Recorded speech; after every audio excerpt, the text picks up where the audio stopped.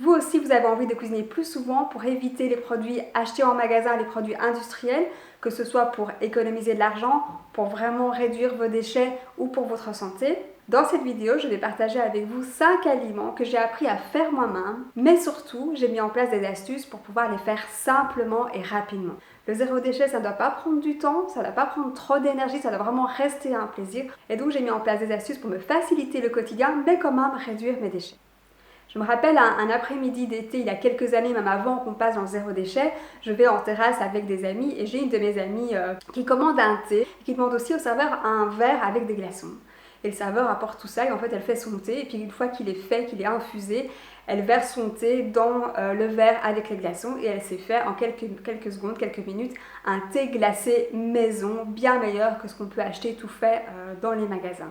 Et c'est une des premières astuces que j'ai mis en place par rapport au zéro déchet, c'est commencer à faire mes boissons, mes limonades, mes thés glacés moi-même. Alors l'astuce, c'est que si vous voulez une boisson qui soit un peu sucrée, une limonade sucrée ou un thé glacé sucré, il faut faire dissoudre le sucre dans l'eau chaude. Sinon, le sucre ne va pas se dissoudre complètement et la boisson ne va pas vraiment être sucrée. Vous pouvez utiliser évidemment n'importe quel thé, n'importe quelle tisane et vraiment être très créatif. Vous pouvez utiliser de la menthe, du citron, de l'orange, des fruits rouges. Voilà, soyez vraiment créatif. Vous avez peut-être déjà testé des boissons zéro déchet que vous faites vous-même. Quelle est votre boisson préférée? Quels sont vos trucs et astuces pour des boissons faites maison?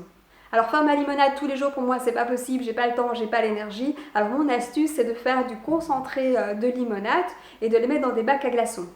Donc, par exemple, vous faites dissoudre du sucre dans un petit peu d'eau avec du jus de citron et des zestes de citron, vous mettez dans des glaçons. Le jour où vous avez envie d'une citronnade, il suffit de prendre quelques glaçons, les mettre dans un verre d'eau et vous avez une citronnade faite en quelques secondes. Moi j'ai grandi en buvant beaucoup de lait de vache, mais je me suis rendu compte il y a quelques années que c'était pas très bon pour l'environnement ni pour ma santé non plus.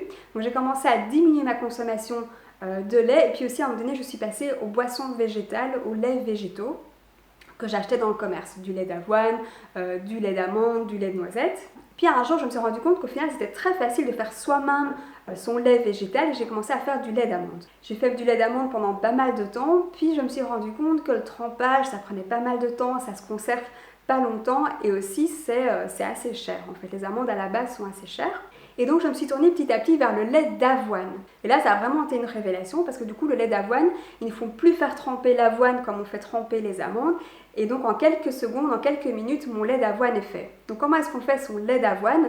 On prend 100 g d'avoine pour 1 litre d'eau, on met tout dans un mixeur, on mixe, on filtre avec une étamine ou un chinois et vous avez votre lait d'avoine qui est prêt. Ce qui va vous rester, c'est ce qu'on appelle l'okara, donc il va vous rester un reste d'avoine que vous pouvez utiliser dans des crêpes, dans le porridge, dans les cookies. Moi je le garde, je le congèle et quand j'en ai assez, je vais faire des cookies avec. Là au niveau prix, vraiment c'est imbattable. Un lait d'avoine maison, on est plus ou moins à 20 cents le litre. Si vous l'achetez en magasin en bio, on arrive vite à des 2 € le litre. Donc c'est vraiment économique, c'est très bon pour la santé et en plus on récupère aussi l'okara d'avoine qu'on va pouvoir utiliser pour d'autres recettes. Alors pour faire votre lait végétal, vous pouvez utiliser des amandes, des noix de cajou, de l'avoine, voilà, n'importe quelle noix, n'importe quelle céréale, ça devrait fonctionner. Je ne sais pas si vous avez déjà testé des recettes et je me demande vraiment quelle est votre boisson préférée, qu'est-ce que vous avez déjà testé pour les laits végétaux. Alors ce que j'adore manger aussi régulièrement depuis très longtemps, c'est du pesto, des pâtes au pesto, j'adore ça. Alors j'ai eu l'habitude pendant longtemps d'acheter les petits pots de pesto en magasin. Je me suis rendu compte que c'était pas très bon pour ma santé, puis c'était chaque fois un pot en verre que je devais jeter parce qu'à un moment donné on ne sait pas tout réutiliser. Et puis j'ai découvert la recette du pesto. J'ai commencé en fait par le pesto aux orties. C'est super bon et c'est excellent pour la santé. Alors la recette de base c'est le pesto au basilic avec des pignons de pain et du parmesan, mais vous pouvez tester plein de variantes avec des tomates séchées, avec de la roquette, avec des fans de radis et avec des orties, et aussi remplacer les pignons de pain par d'autres noix comme des noix de cajou par exemple. Donc il n'y a pas de cuisson à faire, donc c'est très rapide comme recette. Vous pouvez le faire en quantité et le congeler aussi. Alors le quatrième aliment que j'ai appris à faire moi-même, c'est du bouillon de légumes. Donc il y a quelques années, j'achetais encore les petits bouillons de cubes emballés en magasin. Je me suis rendu compte que c'était vraiment pas bon pour la santé.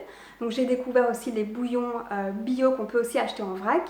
Et puis un jour, je me suis rendu compte qu'en fait, on pouvait faire son bouillon soi-même. Et il y a vraiment deux choses qui m'ont poussée à passer à faire mon bouillon moi-même. C'est que premièrement, le bouillon de légumes bio acheté en vrac est quand même assez cher. Il y a un deuxième élément qui m'a vraiment poussé à faire mon bouillon de légumes moi-même, c'est qu'évidemment nous on trie nos déchets organiques qu'on va amener chaque semaine dans un compost de quartier. Mais ça ne simplifie pas vraiment mon quotidien de devoir aller toutes les semaines amener mes déchets organiques à un compost de quartier. Et donc j'ai réfléchi comment est-ce que je pouvais diminuer ma quantité de déchets organiques. Et là je me suis rendu compte que je pouvais utiliser ces déchets pour faire un bouillon de légumes. Et donc quand j'ai des épluchures de carottes, d'oignons, de courgettes, de potirons, je ne les mets plus à la poubelle organique, mais je les mets au congélateur.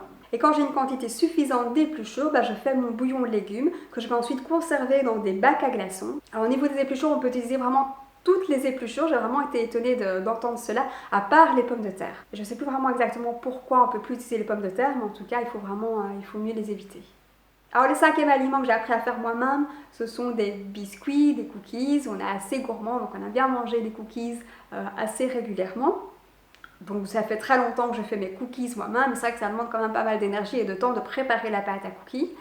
Et puis un jour je me suis rendu compte qu'on pouvait aussi congeler la pâte à cookies. Donc quand je prépare des cookies, en fait je vais faire de la pâte en quantité.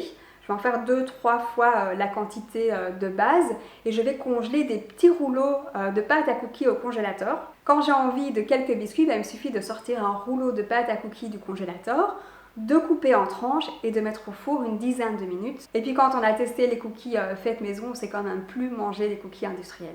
J'espère que vous avez aimé la vidéo. Si c'est le cas, n'oubliez pas de vous abonner à la chaîne. Et je vous dis à très bientôt pour de nouvelles vidéos avec plein de trucs, de conseils, des astuces pour comment simplifier son quotidien. À très bientôt!